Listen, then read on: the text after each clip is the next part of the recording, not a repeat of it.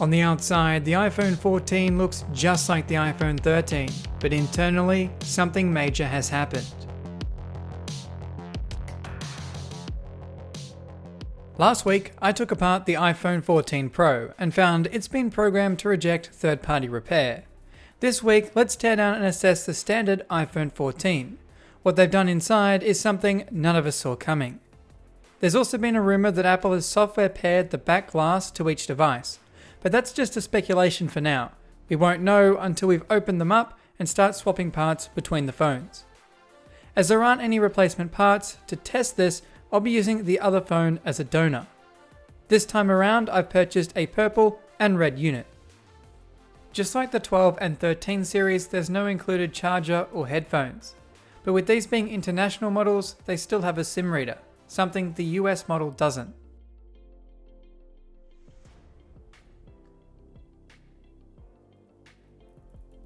Once both are out of the box, I'll get them set up and ensure they're working. Both phones are iPhone 14 A2882 models running iOS 16.0.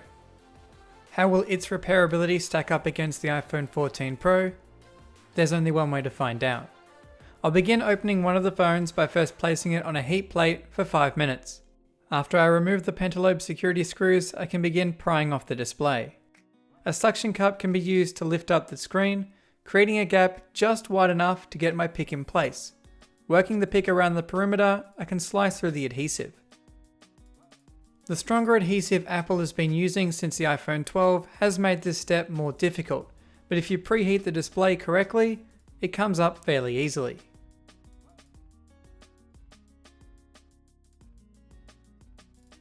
Getting our first look inside the iPhone 14, you'll notice we can't see any internals, just a large section of aluminium and 2 connections for the display.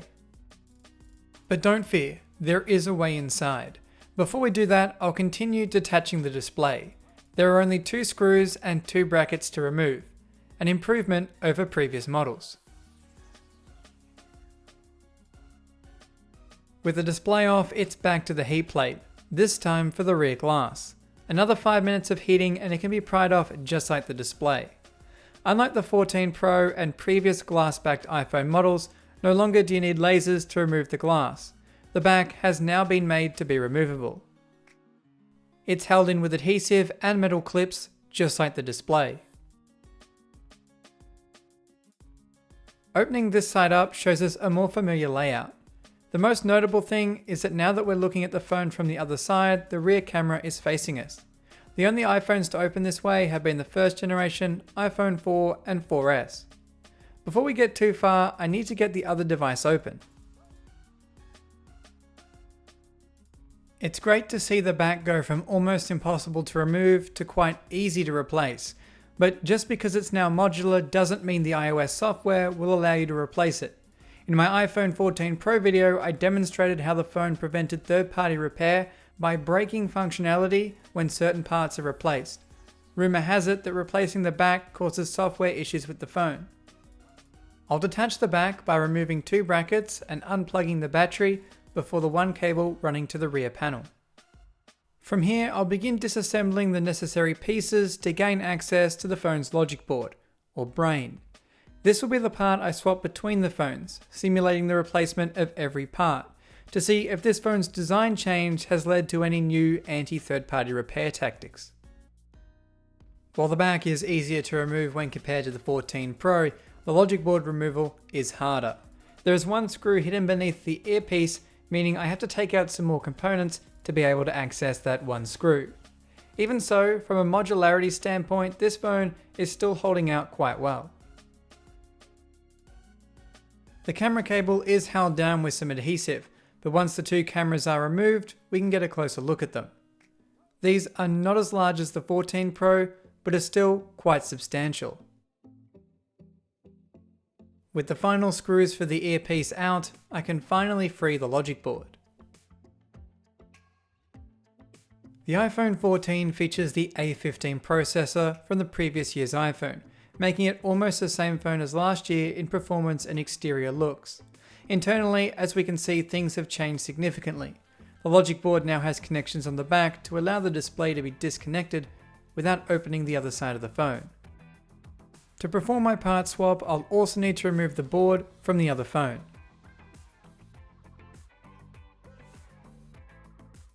Now it's time for our switcheroo. Every part inside each phone is genuine Apple, but just from the other phone. The red phone's logic board will go into the purple phone, and vice versa. Before attaching the battery, I'll install the display. While I assume it's safe to install the screen with the battery connected based on the new internal design of the phone. However, I don't want to risk it before conducting my tests. Another interesting design choice with the 14 is having the bottom screws fastening to both the rear and front display. I'll reassemble the other phone with its foreign logic board so we can compare results, which will allow me to double check any issues that arise. Upon boot, we see the same error messages that arised on the 14 Pro. Letting a user know their parts may not be genuine is not a bad thing, but Apple has used this to take away functionality, making it appear as though the repair was done poorly.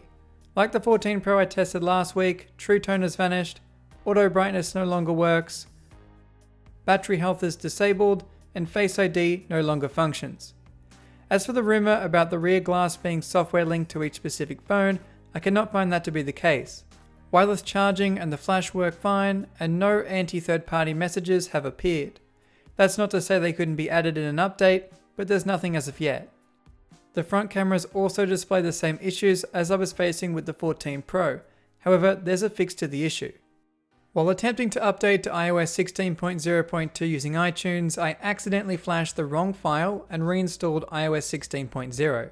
What I discovered from this is the front cameras began working again, meaning if you replace the front camera on the 14 and 14 Pro, you must restore or update the phone to return functionality. However, it should be noted that portrait and cinematic mode don't function with a replacement camera. Even after updating the phone to iOS 16.0.2, it still didn't restore Face ID or any other missing functionality. I understand preventing the replacement of Face ID on a passcode locked phone, but if the phone is unlocked or reset, why can I not be allowed to enable it again? Remember, this is supposed to be my phone. Of course, if you pay Apple to repair the phone or purchase parts from their self-repair program, this won't be an issue. This is because Apple runs system configuration, which pairs the parts and removes the anti-third-party repair mechanisms. This means to have a fully functional device, you must use Apple. This also means they can control the pricing and possibly entice you into buying a new phone instead. Considering this, if you had to rate the phone from 1 to 10 in terms of repairability, what would you rate it at? iFixit gave it a 7 out of 10, saying it was the most repairable iPhone in years, and I couldn't disagree more. It's the most modular phone they've made, but modularity doesn't mean repairability, especially if the software prevents you from retaining full functionality after the replacement of parts.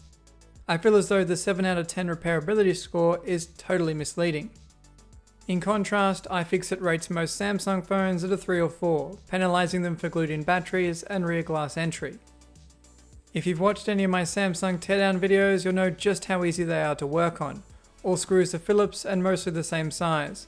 It has a similar amount of modularity as an iPhone, and when I performed the same motherboard swap between the two phones, the Samsung continued working as if nothing had happened.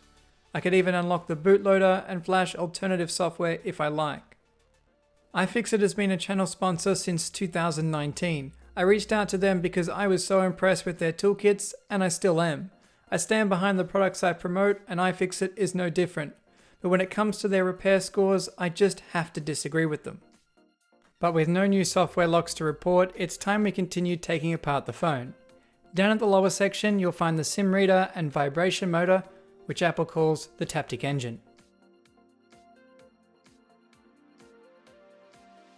Next to come out is the battery, a consumable item that will eventually need replacement no matter how you treat your phone.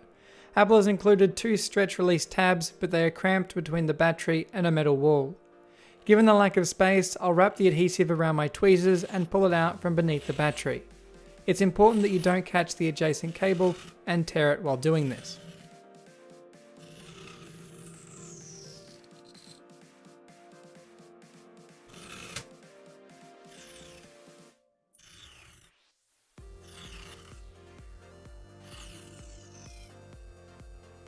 While it looked like I got both tabs out, it appears they snapped at the bottom, which usually happens. So it's time for some alcohol to break down the remaining adhesive. Once it's done its job, I can pry out the battery.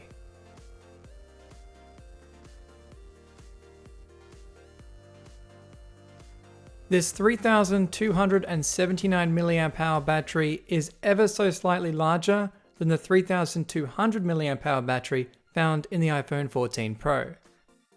With the battery out, we're left with a mid-frame consisting of just a charging port, speaker, and some buttons. With that, we've taken apart the iPhone 14. It's proven vastly different to the insides of the iPhone 14 Pro and even the iPhone 13 it replaced. Apple is still using 4 different types of screws and continues locking down third-party repair, but the ability to replace the back glass is still an improvement. Now it's come time to reassemble both phones. I often see comments about how someone doesn't want third-party repair or wouldn't take their device anywhere else but the manufacturer, and that's their choice. Choice is what Right to Repair fights for. It's not about forcing people into fixing their own device or preventing you from taking it to the manufacturer to have it fixed. It's about taking back control of something you purchased.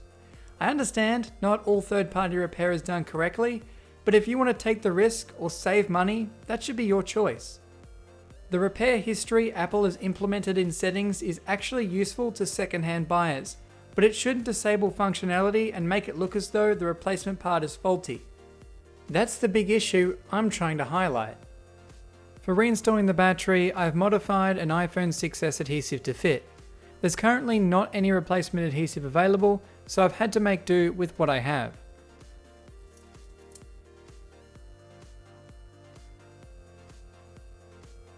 Once installed, I can attach the front cameras before plugging in the front display.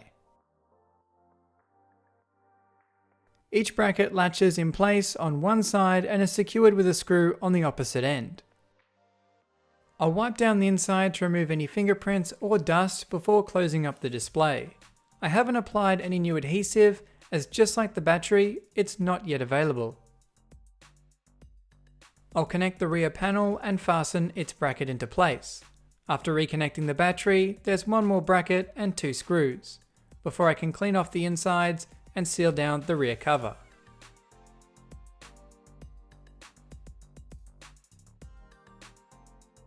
I'll reinstall the SIM card tray and the 2 pentalobe screws on the bottom. And we're almost done. There's still one more phone left to reassemble. Thankfully, I've kept track of all the screws and correct parts for each phone, meaning we shouldn't have any issues after both phones are back together.